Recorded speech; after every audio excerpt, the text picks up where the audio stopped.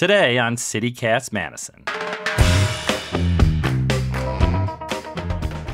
It's Thursday, so that means we're talking food, and I have a question for you.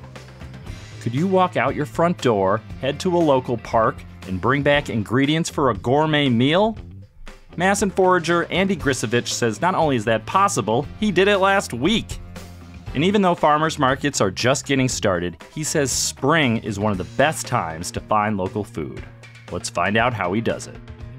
It's Thursday, May 4th. I'm Dylan Brogan, and here's what Madison's talking about.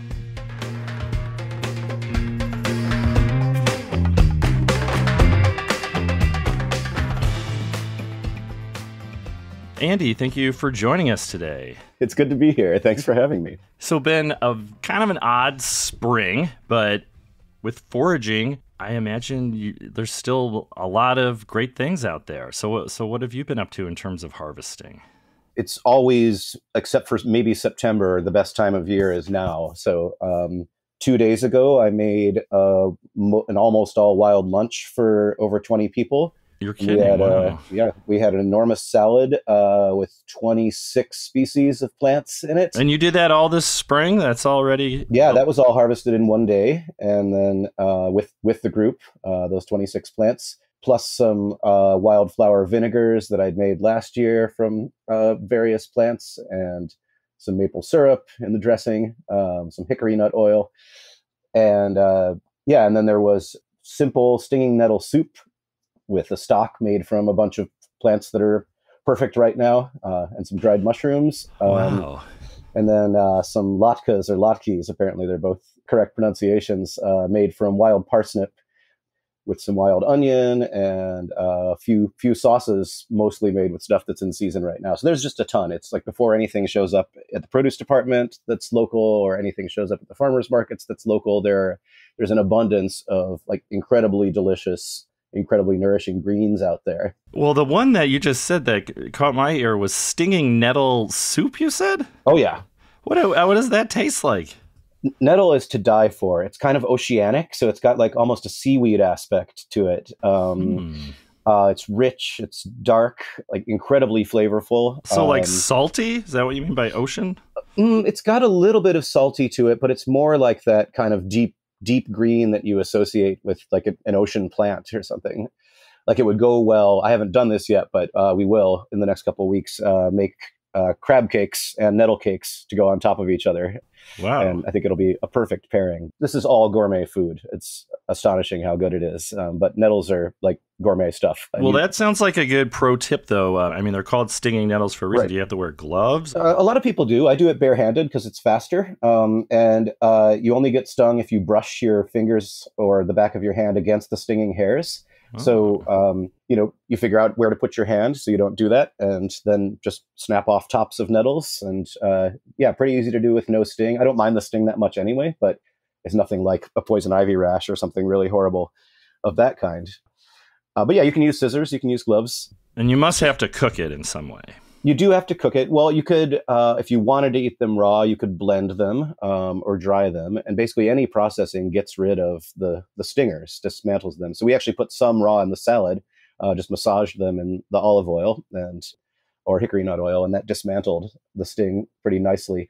But generally, you cook them. You'll find in a lot of books, they'll say, drop into boiling water. That's a waste. Like you just wash them, put a lid on your pan, steam them, and that's enough to render them harmless.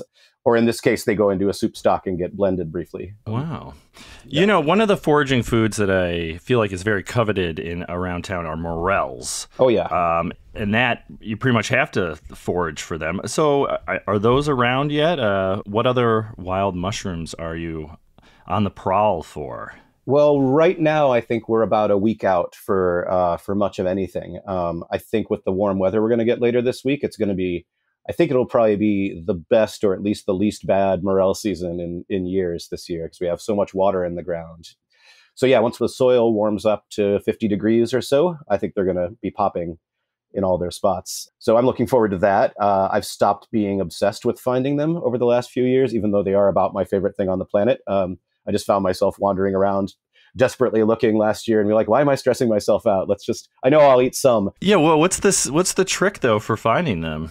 The trick is to not look everywhere. Okay. So there are tips and tricks, like they like dead elms, they like aspens, they like apples, look in old farm fields, sandy places near water. And those are all true, but I feel like really the way that I find them is just by keeping my eyes open and waddling around like a duck, low to the ground, pulling garlic mustard and not trying too hard to see the mushrooms. I feel like plants you can search for, and in my experience, mushrooms have to show themselves to you. So you just have to be kind of open and ready for them.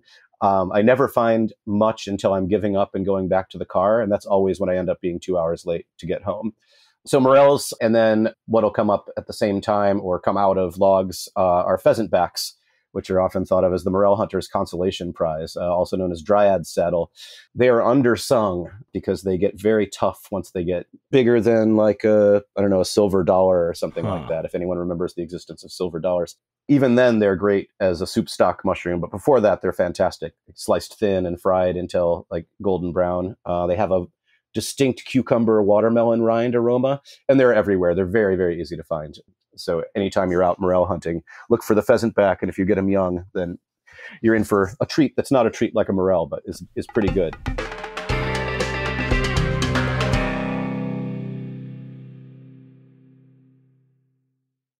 Well, just hearing about the 26 plants in that salad that you just made for a group, I mean, that is very impressive. So how did your foraging knowledge start accruing? And how do people get into this? Because it sounds like you need to become a little bit of an encyclopedia of plants and stuff. Yeah, this is about a decade of obsession, and which started just when I moved back to the Midwest from Southern California and wanted to reconnect to nature here in a different way. Started hunting mushrooms around here and wanting to expand my knowledge of those. And then checked out the first book by Sam Thayer, who's in Bruce, Wisconsin. And basically anybody in the country would tell you he's the best foraging writer and teacher out there. And started thumbing around in it and picked one plant, which was serviceberry. And I was like, I'm going to find some serviceberry. Found some near the campus here. And on a beautiful summer day and a really stressful time in my life. And it was like so fulfilling to connect with this being, this plant, that I just had like tears down my face. And anyway, and then, just learned one plant at a time over years, took workshops and classes when I could, not nearly as often as I'd like to. So having a mentor is great. Going out on walks with somebody who knows what they're doing, there's no substitute for that. But there are some really good books, some really good Facebook groups. And then also I had a kid. And so half the day while my partner was working, I would have him in a backpack on my back and we'd just take a walk. I'd look at a plant and be like, that looks like you could maybe eat it. I'll take a picture and go home and check it out. And I would look it up, identify it, figure out whether I could or not, and then go back to the spot and try it. And, so many walks those first couple of years as a parent that there was nothing else I could really do besides learn plants and learn I love that. Foraging does seem like, hey, people like to go on walks. They like to bird, take care of their kiddos. So this is a good thing to start learning about while you're doing other things like that, right? Just being out in nature. Yeah. And then, and it connects you so much more deeply to specific places in detail. You end up caring for these tiny spots that you wouldn't have even noticed before. And you end up weeding them or like managing for erosion or I feel like there's a sense of this potential destructiveness of foraging that a lot of people have. And I know basically no foragers for whom the opposite isn't the case. Sorry about that string of negatives, but it leads to greater land care and deeper land care ethic, I think, and knowledge and consciousness of ecology than it does to, a take mentality. I think of it as de-Europeanizing ourselves in a way. It's like the European attitude of this is here for us, we can take it all. Foraging leads to the opposite, in my experience. Well, we're going to talk more about like kind of the ethics behind this foraging, but one thing that you hear a lot about that needs to be pulled is garlic mustard. And you said you've already been doing that. So is garlic mustard, that's an invasive species. I know it's very hard to get rid of. Is that something you could eat, though? So you could be cleaning up and then have a tasty meal afterwards. Yeah, for sure. I mean, I like garlic mustard as a food when it's like particularly spicy, which is in certain places right at the beginning of its stage. It's not my favorite, so I end up pulling a lot more than I eat. It is incredibly nutritious. I'll say as a side note, there's now evidence that there's like a relative of a flea beetle that's arrived in the Midwest that's actually finally feeding on garlic mustard. So it has a natural predator. And I'm seeing evidence of this a lot around. So that's cool. The one that I eat more that also people pull that's a little bit less well known, but is kind of like number 2 in parks and restoration areas around here is Dame's Rocket. So if you walk around parts of the Arboretum or basically almost any piece of woodland in Madison, you'll see as soon as the snow melts, tons of these rosettes, rosette being like an outward growing circle of leaves, of bright green leaves that have been green under the snow for ages. And you'll just see tons of it. And that's all Dame's Rocket. It's in the mustard family. It was also introduced by Europeans. And it's an invasive too. And it's an invasive. It doesn't do what garlic mustard does, which is to actually prevent the growth of the fungi that other plant roots depend on to live. But it just makes a huge amount of itself and crowds out other plants. And you'll see it in the summer. It'll be in early midsummer. It'll be a sea of these beautiful little pink, purple, and white flowers, all Dame's Rocket.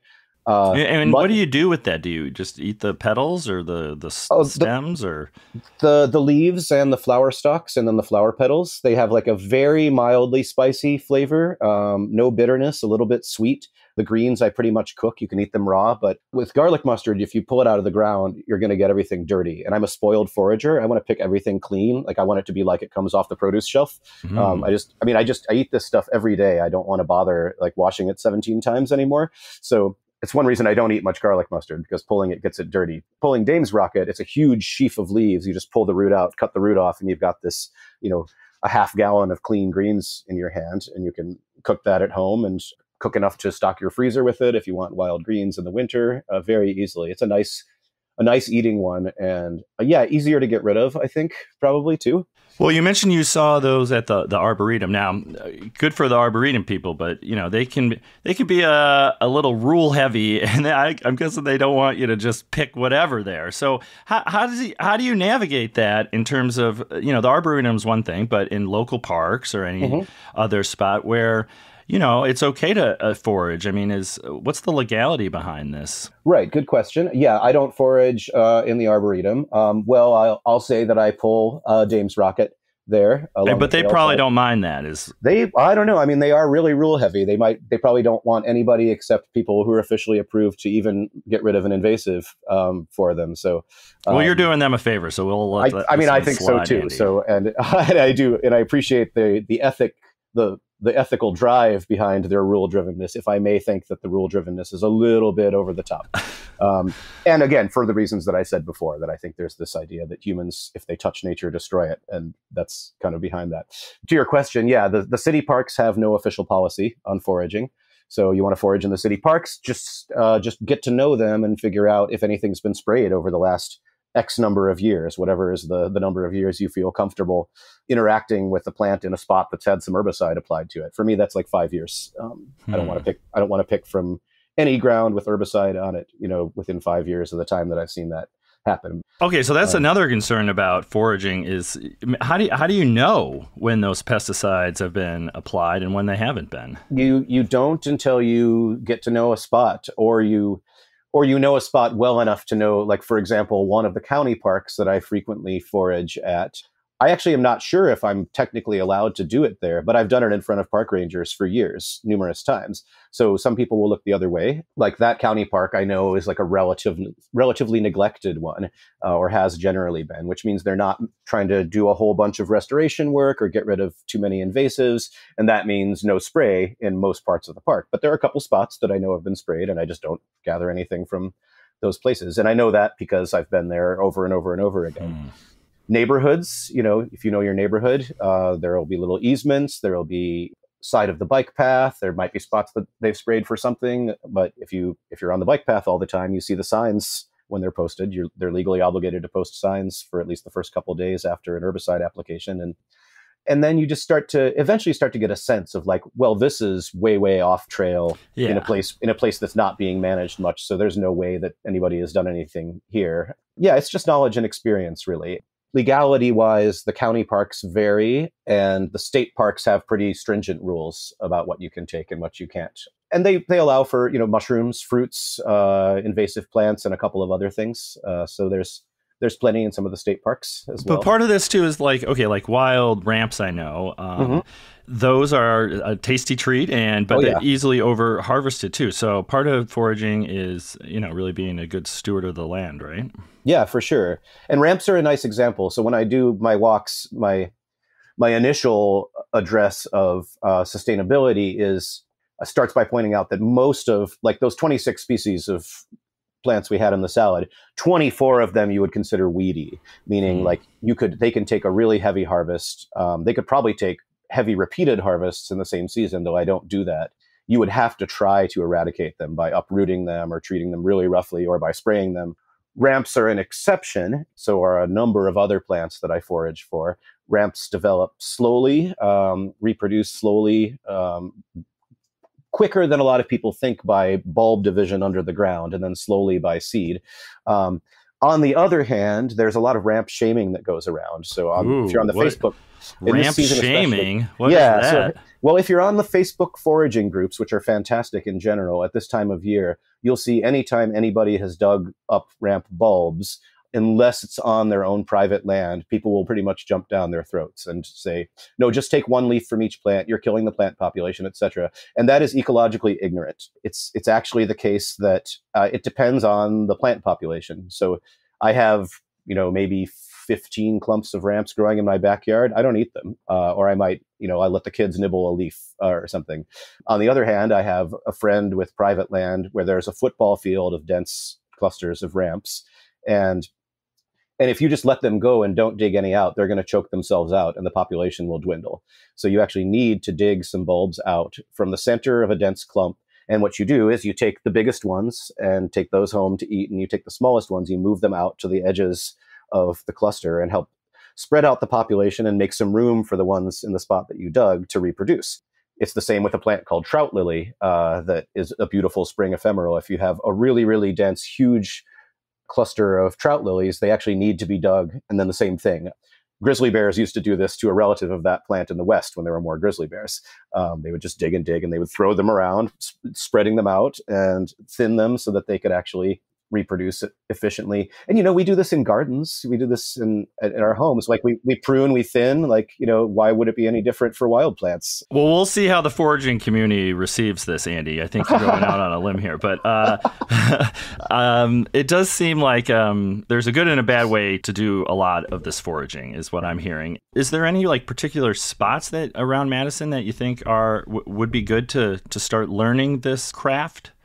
Oh, spot-wise, just about anywhere. And it depends. If you want to identify but not pick, then go to the Arboretum, go to the Lakeshore Nature Preserve, go to the places that are abundant and diverse, but where you're not actually supposed to harvest anything. Yeah, otherwise, any patch of woods around here that isn't completely overtaken by garlic mustard and Dame's rocket and honeysuckle and buckthorn, all the prime invasives that kind of choke everything else out. Take a walk at Hoyt Park, where I have a side gig as conservation ranger.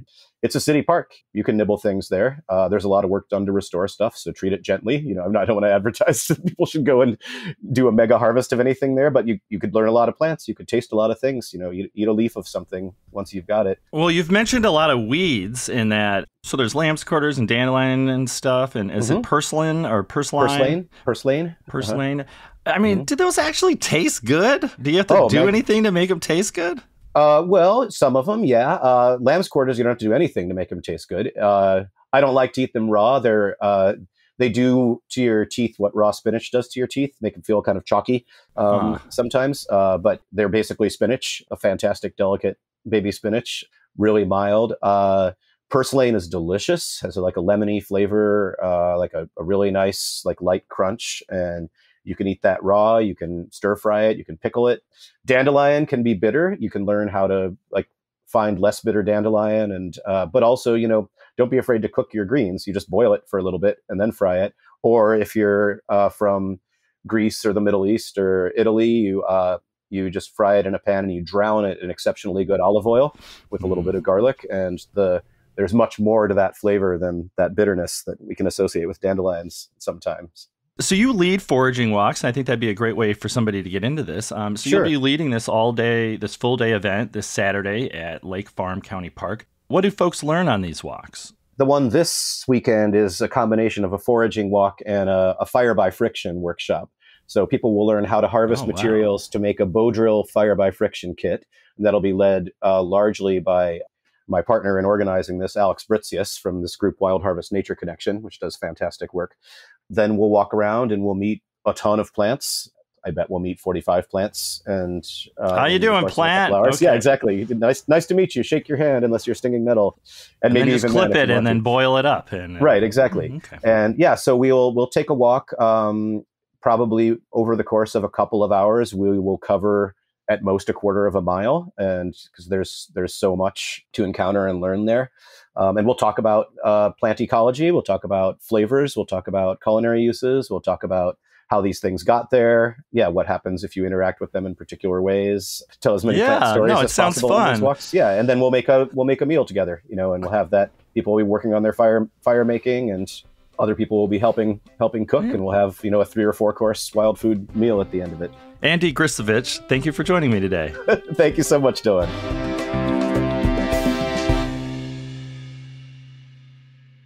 Andy Grisovich is a forager and founder of the What Got Gathered food business. You can find him with his wild crafted foods at the Westside Community Farmers Market on Saturdays and the Monona Farmers Market on Sundays. He'll also be at the Eastside Farmers Market beginning in June. And for details on his wild food walks, we'll throw a link to his site in our show notes.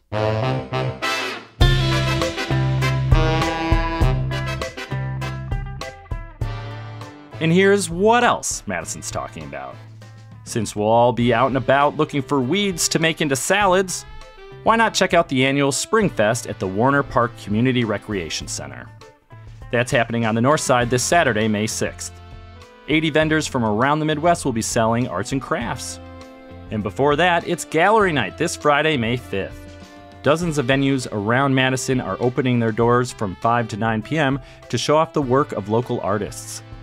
We'll include a link in our show notes so you can see what's happening near you, or it's an opportunity to check out a part of town you don't normally frequent. It's totally free, but one night only. The weather on Friday looks just about perfect. That's all for today here on CityCast Madison. I'm Dylan Brogan. If you enjoyed the show, why not tell a ramp shamer about us? Maybe they can leak it. We'll be back tomorrow morning with more news from around the city. May the 4th be with you. See you later.